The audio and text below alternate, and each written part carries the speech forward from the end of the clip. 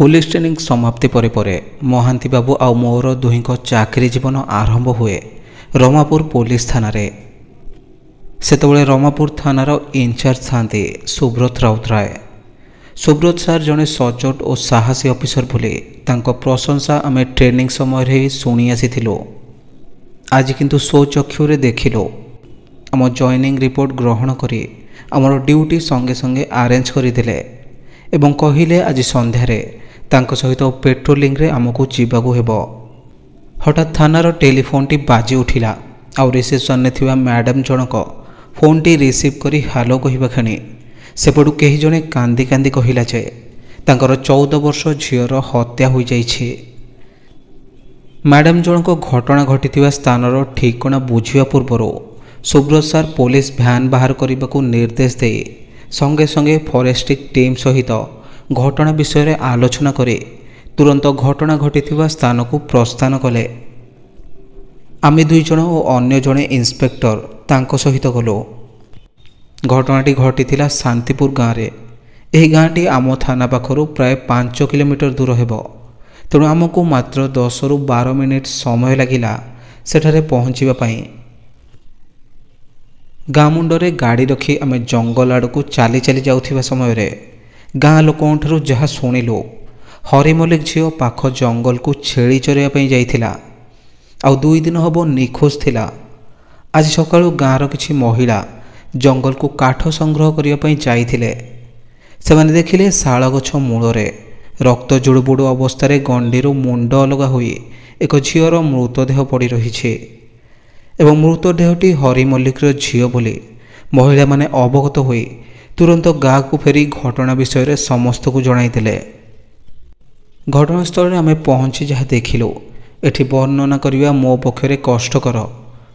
एते छोट झीटी को किए से राक्षस एते विभत्स भाव में हत्या कला।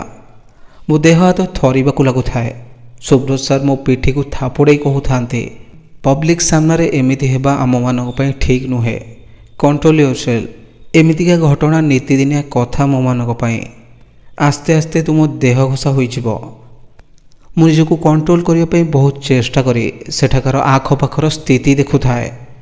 झीर मृतदेह किछि फूलहार पड़िथिला आउ किछि दूर रे पड़िथिबा मुंडरे चूलरे सिंदूर बोला होइथाए।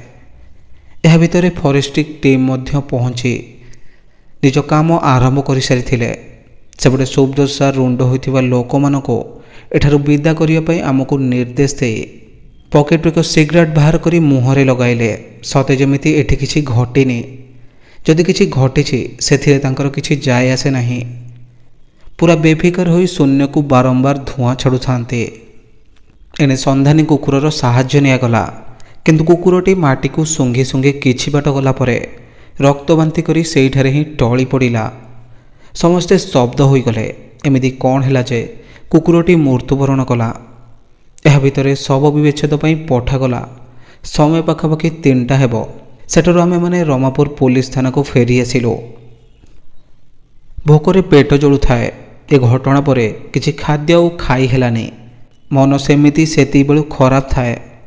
महादेव आसी कहिले पाख मार्केट को जीवा पई तांकर किछि मार्केटिंग करिबार अछि। तेणु मु तांको सहित गले। एमितिरे भी मन खराब थिला। टिके बुलाबुली करिदेले मन ठीक होई जिवो यह भावी तांको सहित गले। महादेव मार्केट सारा बुली बुली कौन सबू किणु थांते। मु चुपचाप गोटे दुकान सामने पड़िथिबा बेंच उपरे बसी रास्ता रे जाउथिबा गाड़ी मोटर देखुथाए। एही समय रे जने तांत्रिक साधक परि देखा जाउथिबा कला मचमच लोकटी सेही रास्ता देई एई आड़ को आसिला और मु बसीथिबा दुकान पाखरे थिबा पूजा सामग्री दुकानरो पूजा जिनिस किनिला। दोकानी जनक 620 टंका हैला बोली कहिले।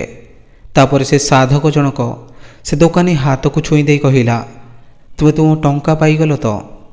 दोकानी मध्य मुंड को नुआई हाँ मारिला। तापर से साधक जनक सेठारु चली गले। एसबू घटना मु सेठी बसी सबू देखुथाए। मते भी आश्चर्य लगिला बिना टंकारे छुई दे जिनिस किणा जाई परिबो। तेणु मु काल विलंब न करी से साधक को अनुसरण करी करी ता पछरे गली। किछि बाट गला परे से जंगल पथ पड़िला। से बाटटी शांतिपुर गाँ अर्थात सकाळे आमे जो स्थान आड़ को जाइथिलो से आड़ को जाउथिला। ଅତି ଘଞ୍ଚ ଜଙ୍ଗଲ ମଝିରେ ସାଧକ ଜଣକ କୁଆଡ଼େ ଅଦୃଶ୍ୟ ହୋଇଗଲା। ଏକେଲା ଆଉ ନୂଆ ଜାଗା, ତେଣୁ ମୋତେ ଭୟ ଲାଗୁଥାଏ। ଆଉ ବେଶୀ କିଛି ଚିନ୍ତା ନ କରି ଯେଉଁ ବାଟେ ଯାଇଥିଲେ ସେଇ ବାଟରେ ଫେରି ଆସିଲେ। ମହାନ୍ତି ବାବୁ ମୋତେ ଖୋଜାଖୋଜି କରି ସେ ନିଜ କ୍ୱାର୍ଟରକୁ ଫେରି ଆସିଥିଲେ। ମୁଁ ମଧ୍ୟ ସନ୍ଧ୍ୟା ପୂର୍ବରୁ ଆସି କ୍ୱାର୍ଟରରେ ପହଞ୍ଚିଗଲି।